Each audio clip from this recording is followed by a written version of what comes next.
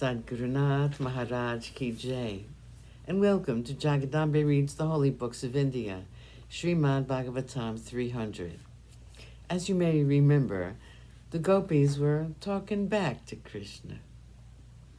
We know nothing of Shastras and the nuances of Dharma. We have seen the learned ones thinking of you and saying that you are the path to moksha. Be that as it may, we have come to you because we love you. We are doing only what the wise are doing. Krishna, remember, this love of ours for you has been there birth after birth. It must be, or else the intensity of our love cannot be explained. All these days we were absorbed in our household duties and we were fairly happy and contented. Or so we thought until you came. You stole our hearts, and ever since then we cannot become absorbed in things which interested us before. It's very strange but true. Our eyes seek only for a sight of you. Our ears are ever waiting to hear the music of your anklets when you walk by. You ask us to go back to our homes, but our feet are firmly planted, and they refuse to move away from here. We are aching for a smiling look from your eyes, for your music, for an embrace from you which will assuage this thirst for you. Once our minds have been led towards your feet, they can think of nothing else, and every action of ours is guided only by thoughts of you. Please look kindly on us. We are your slaves. Tell us which woman, after seeing you and your handsomeness, your smiling eyes, your face, your broad chest, and your long and lovely arms, which woman, we say, is able to resist you? Please have compassion on us, our condition, and accept our love.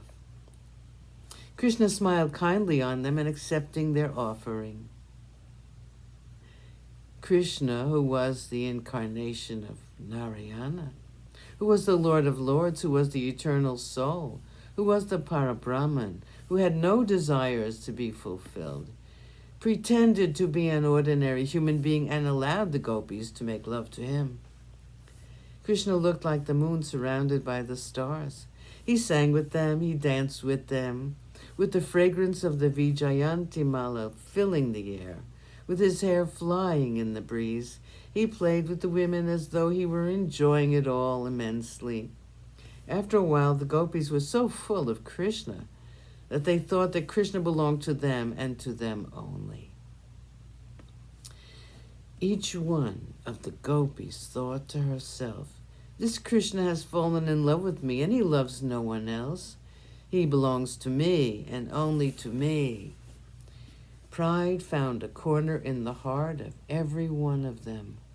Krishna had to teach them a lesson, and he suddenly vanished from their presence. 188, the search for their lost love. Despair seized them when they realized that Krishna was really not to be found anywhere. Their love had reached the unmatavasta, meaning they were almost bereft of reason. They sang songs praising him and recounting his many deeds and his exploits ever since he was born. The gopis wandered in the forest looking for Krishna. They asked the trees if they knew where Krishna was. Oh, Ashwatha tree. Oh, banyan tree. Did you by any chance see our Krishna who has stolen our hearts? Ashoka, Punaga, Champaka. Did you by any chance see Krishna? He was with us, and in our foolishness we thought we owned him, and so to punish us, he's gone away and left us lamenting.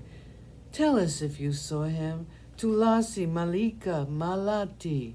Did any of you see our Krishna? And so they kept on moaning and weeping and looking for the Lord. They suddenly saw Krishna's footprints, and they seemed to be fresh. At once they tried to track him down. They went some distance and found, to their dismay, the footprints of a woman alongside.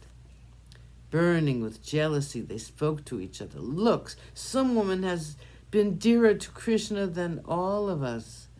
Look at the way the prints are twining with each other. Sadgurunath Maharaj Ki Jai. Thank you for coming. I hope you come again.